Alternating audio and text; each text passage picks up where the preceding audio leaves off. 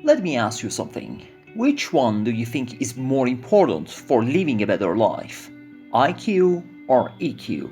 Well, unfortunately, our education system is generally focused on IQ and it rewards those with higher IQ level because they believe that our success depends on our IQ level. But recent studies show that EQ or emotional quotient or emotional intelligence is more important than IQ, and those people who improve their emotional intelligence will enjoy more success in their emotional, social, and professional life. Do you know why?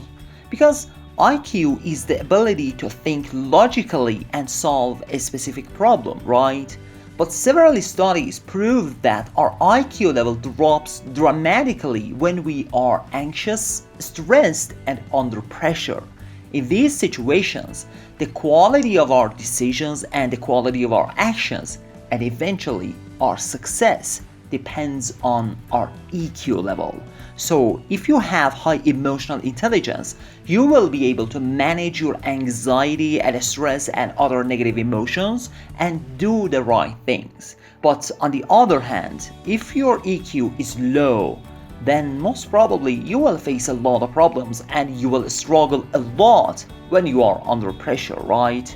That's why EQ is more important than IQ, because emotional intelligence gives you the power to first identify your negative emotions when you are under pressure, and second, manage those negative emotions in a productive way so that you can make the right decision, take the right action, and use effective communication when you are in social situations.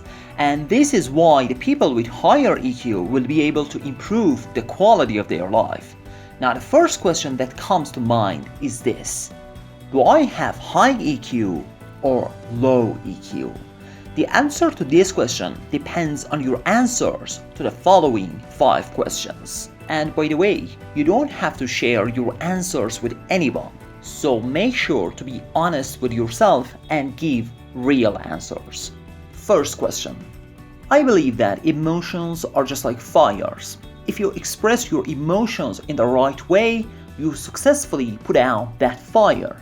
But if you don't express them in the right way, that fire will grow bigger and bigger and will destroy your emotional, social, and professional life. For example, think about anger.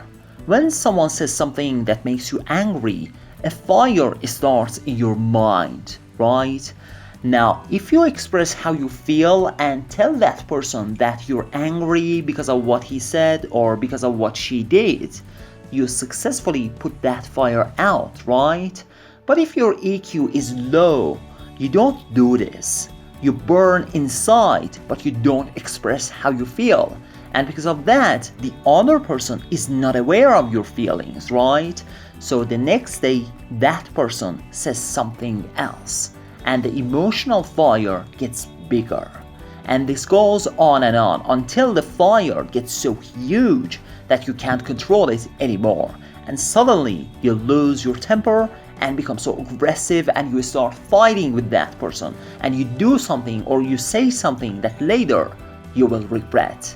This is called emotional outburst, and our first question is about that.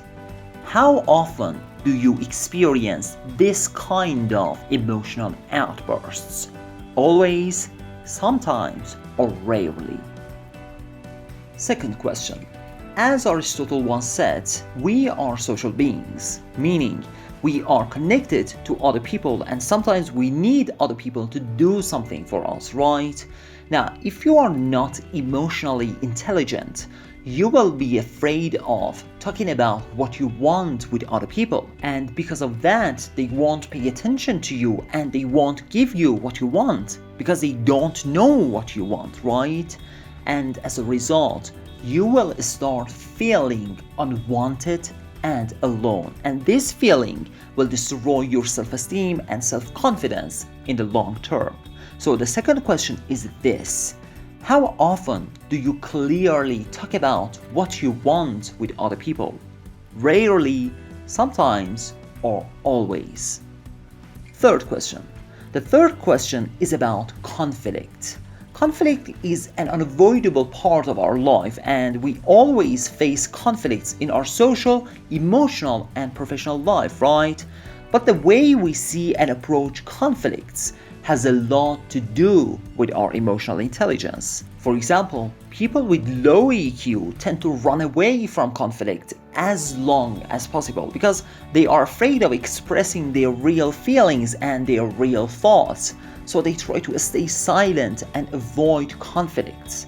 But this silence is the silence before the storm, because this silence will lead to emotional outbursts, which is very destructive for your relationship and for your own well-being, right? Now, the third question is this: how often do you avoid and run away from conflicts? Always, sometimes, or rarely? Fourth question: people with low EQ make this simple mistake a lot. They speak without thinking. Let me give you an example.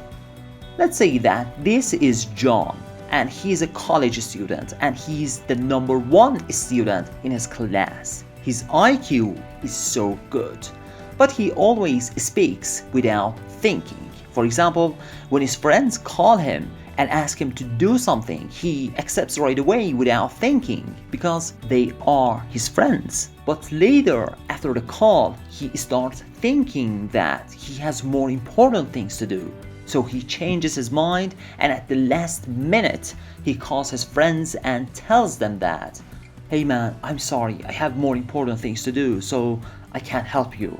And as a result, his friends don't trust him and don't like him, because John doesn't provide what he promises, right? But why do you think John makes this stupid mistake?